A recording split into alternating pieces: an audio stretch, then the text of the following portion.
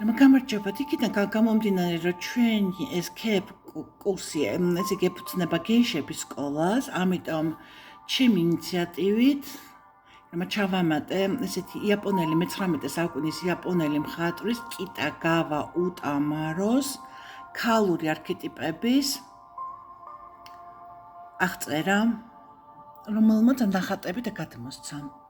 ეხლა ამას ჩვენ ესე სწრაფად გავივლით ეკრანზე, მაგ ეს ყველაფერი და ძალიან საინტერესოა. ეს არის ულვაკინოსო, კეკლუცი მოფლირტავე აბანოდან გამოსული ქალი, ესეთნაირად გამოსახული. თავისუფალი ქალის ფაქტიურად არქეტიპი არის. მეორე ომოშიროკისო ქალი, რომელიც ინტერესით აკვირდება თავის თავს, ანუ რაღაც ვარიანტში ინტერესიანი ქალი. ესე არის ეს ქალი გამოსახული. შემდეგი ეს არის წერილის მკითხველი ქალი, აქ რაღაც იგულისხმება ალბათ რომ შეყვარებულმა მისწერეს წერილი და ეს ამიტომაც რომანტიული ქალის არქეტიპია.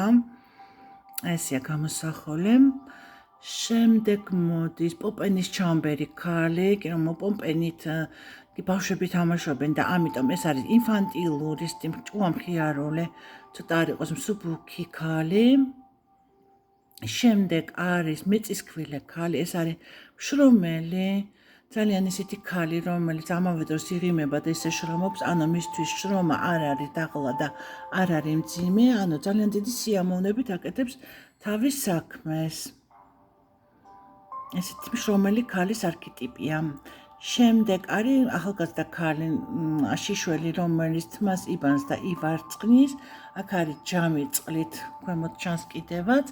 ეს არის ისეთი ქალი, რომელიც არის ძალიან ნაზი ქალური, რომელიც უვლის თავის თავს და ამავე დროს ასეთ მეტადაც არ იპრანჭება, ანუ მოკრძალებული არის თავის ასეთ ამპლუაში. შემდეგი ეს არის კისერო ქალი, რომელიც ეწევა ჩიბუხს, არის ესეთი ამაყი, თვითკმარი, სხვებს ზემოდან უყურებს, ასეთი არქეტიპია. შემდეგი არქეტიპი ეს არის ქალი, რომელიც იღებავს კბილებს, სტატუსიანი ქალი, იმიტომ რომ კბილებს იღებავდნენ ძველად, სწორედაც რომ ესეთი სტატუსიანი ქალები, რომელსაც უნდა ქონოდათ რაღაც გარკვეული სოციალური მდგომარეობა, ქმარი უნდა ყოლოდათ, ის გარკვეული ასაკი უნდა ქონოდათ და მხოლოდ ამ შემთხვევაში ქონდათ მათ უფლება, რომ ტრადიციულად კბილები შეეღებათ შავად. ეს სურათი არის აქ გამოსახული. შემდეგი არქეტიპი აქ რატომღაც მეორდება შემთხვევით და გადავიდეთ ამაზე. ეს არის ფარნიანი ქალი, რომელიც არის ინტერესიანი, საკმაოდ ინტელექტუალური, ცნობის მოყვარე, რომელიც ყველაფერს აკვირდება, ან რაღაცას ეძებს. ესეთი არქეტიპი არის უფრო, დაკვირვებული, ინტერესიანი ქალი. შემდგომი ქალი ეს არის გაფანტული ყურადღების ქალი. სამდროში სურათს ქვია ქალი მარაოთი, მაგრამ გამოსახული არის მისი ხასიათი. მარაო უჭირავს უკუღმა, ამიტომ ეს მარაო ფუნქციას არ ასრულებს, თითებით ათამაშებს, სხვაგან იყურება და აბსოლუტურად თავის ფიქრებში არის. რაღაც ვარიანტში ინტროვერტია ეს ქალი. ესეც ჩანს, იმიტომ რომ ხშირად არის ფიქრებში გართული. შემდეგი ქალის არქეტიპი. ეს არის ძალიან მიწიერი, პრაქტიკული ქალი, რომელმაც თითქოს რაღაცა იშრომა ცხვირსახოცით ოფლი მოიწმინდა. ეხლა ცხვირსახოც ობიში იდებს, ეს არის ობი, ეს არის ის რაც ჩანს აქ ქამრის სახით, სქელი ქამრის სახით, ესე ქვია ობი და მეორე ხელით რაღაცას უკვე ითვლის და ანგარიშობს. ანუ ფაქტიურად რაღაცას ეკონომიობს. ანუ ჩქარჩქარა გადადის ერთი საქმიდან მეორეზე. ეს არის სასახული, ესეთი საქმიანი, პრაგმატული და პრაქტიკული ქალის არქეტიპი. შემდეგი ეს არის მრეცხავი ქალი, რომელიც ასევე შრომელი ქალია, მაგრამ წინა ქალებისგან განსხვავდება იმითი, რომ ეს უფრო რაღაც ვარიანტში იტანჯება ამ შრომით და სისუფთავესა და წესრიგს ამყარებს. შეიძლება ითქვას, რომ სისუფთავეზე ჩაციკლული ქალია, რომელიც სისუფთავის გულისათვის არ ინდობს საკუთარ თავს და არ ისვენებს. აქ უკვე გვაქვს ჩვენ ორი არქეტიპი ერთდროულად ერთ გრავიურაზე. ერთი არის ოსტატი, რომელიც თმებს უვარცხნის და მის ქვემოთ, ანუ ვისაც თმას უვარცხნიან, ეს არის დიდებული, მდიდარი ქალი, რომელიც თავის თავს აძლევს უფლებას, ესეთი მოახლეები ყავდეს, რომლებიც მას ასეთნაირად მოემსახურებიან. ანუ ესე ვთქვათ, პრინცესა და მოახლე. ან მდიდარი ქალი და დავუშვათ ოსტატი ქალი, ორი არქეტიპი ყავს. ერთ გრავიურაზე. შემდეგი არის გეიშა, რომელიც შემისენზე უკრავს, შემისენი არის გეიშების ძალიან საყვარელი ინსტრუმენტი, ისინი უკრავენ და მღერიან. კიდევაც ეტყობა, რომ სხვა ქალებისგან განსხვავებით ლამაზი ვარცხნილობა და ჩაცმულობა აქვს, გემოვნებიანი, ესთეტიური, მოვლილია, კარგ ფორმაშია, როგორი გამართული ზის, ანუ გეიშა ეს არის ქალურობის, როგორ ვთქვათ, ქალურობის ეტალონი იაპონიაში, რომელმაც ყველაფერი იცის, რაც ქალს სჭირდება. გეიშა არის ქალი, რომელსაც ქალურობა აქვს ხელოვნების დონეზე აყვანილი.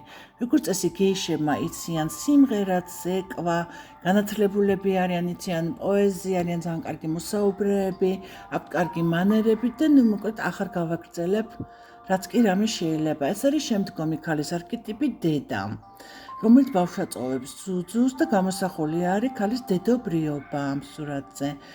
შემდეგ ეს უკვე არის მითოლოგიური პერსონაჟი იამა იუბა, რომელიც კინტაროსთან ერთად არის გამოსახული. კინტარო ეს არის პატარა ბიჭი. ეს ქალი არის მთის მითოლოგიური არსება, რომელიც ამავე დროს არის მებრძოლი და როგორც ამორძალი, ისეთნაირად ყავს ამ ხატვარს გამოსახული. საერთოდ ეს ქალი ზოგადად ასოკოვანია, მაგრამ მხატვარს უფრო ახალგაზრდულად ყავს დახატული. ეს უკვე მხატვრის არჩევანია. შემდგომ სურათზე არის მზარეული ქალები, რომლებიც აშკარად ფუსფუსებენ, რაღაცას რეცხავენ, რაღაცას ამზადებენ და არიან ერთ ამბავში. ესეც ისეთი გარკვეული დიასახლისის არქეტიპია. ეს არის კიდე ერთი ქალის არქეტიპი, კურტიზანი ქალი, რომელიც ამავე დროს არის ძალიან, ესე რომ ვთქვათ, ამპარტავანი, დომინანტური, უკმეხი. ეს ყველაფერი სახესაც ეტყობა. და ბოლოს აქ უბრალოდ ეს არის ძალიან ლამაზი სურათი, აქაც არის ისევ გეიშა გამოსახული. ქულგას, იაპონურ ქულგას, ახლა წავიკითხავ, აქ წერია რა ქვია, ეს არის გეიშა პარასოლით. პარასოლი ეს არის ქულგა. სურათს ქვია გეიშა walking through the snow at night. ანუ გეიშა, რომელიც თოვლიან ღამეში სეირნობს. მის გვერდით არის უფრო დაბალი ფიგურა, მამაკაცი მოსამსახურესი, რომელსაც გეიშას ინსტრუმენტი, აი ეს შემისენი ის რაც ვახსენე, ხო, ის მოაქვს ესეთ შავ ლაკირებულ ყუთში და ფარნით უნათებს გზას. ცოტა ხანი მინდა რომ ამ სურათს ესე უყუროთ. ძალიან ლამაზი სურათია. ეხლა უბრალოდ გვაქვს საშუალება ცოტათი დრო, რომ პირიქით ავყვეთ ამ სურათებს და უბრალოდ დავტკბეთ. ეს კურტიზანი ქალი, ეს მზარეულები, ეს მითოლოგიური არსება, დედა,